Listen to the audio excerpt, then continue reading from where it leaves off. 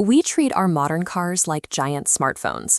The screens keep getting bigger, and we assume the old analog media of the past has simply faded away. Automakers certainly thought so. They started quietly gutting the dashboard, removing physical AM and FM receivers from new models to cut manufacturing costs and avoid interference from electric motors. They expected drivers to happily switch over to Bluetooth streaming and touchscreen apps. Instead, they hit a wall of consumer outrage. When surveyed, a massive 96% of Americans stated that having built-in radio in their new cars is important to them.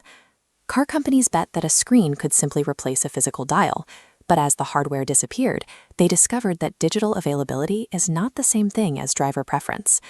To see how people actually behave behind the wheel, we can look at Edison Research's Share of Ear study, which tracks daily audio consumption across the country.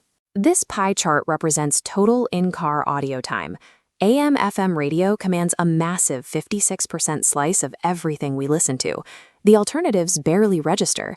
SiriusXM holds 13%, and Spotify captures just 6%.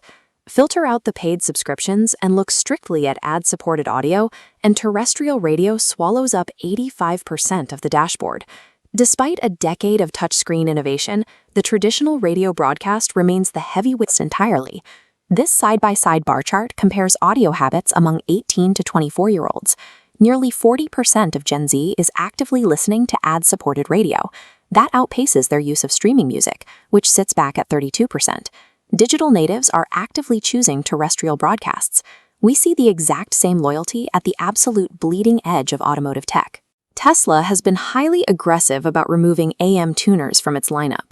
Yet their drivers still devote 51% of their total audio time to terrestrial radio. Because when we are navigating morning gridlock, we want immediate, localized companionship that requires absolutely zero cognitive load. Beyond entertainment, the dashboard radio serves a structural purpose that your phone cannot. It is the backbone of the emergency alert system. During severe weather or natural disasters, the AM band acts as the primary conduit for federal emergency communications. Local cellular networks jam up, Wi-Fi goes down, and power grids fail. Terrestrial radio signals cut through all of that, covering massive geographic areas with uninterrupted information. The radio receiver is a highly resilient piece of essential public safety infrastructure, sitting right there in the center console. Automakers who tried to quietly phase out these receivers are now facing a severe reckoning.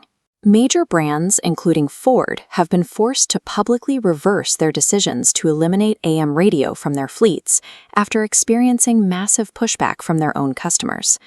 The fight has reached the federal level. A bipartisan bill known as the AM Radio for Every Vehicle Act is gaining serious traction in Congress. If passed, this legislation will mandate AM capability as a required, non-negotiable safety feature in all new passenger cars sold in the United States. Terrestrial radio remains a perfectly adapted technology that fulfills a specific, enduring need behind the wheel. It occupies a space on the dashboard that streaming hasn't been able to claim, which is why society is now legislating to ensure it stays there.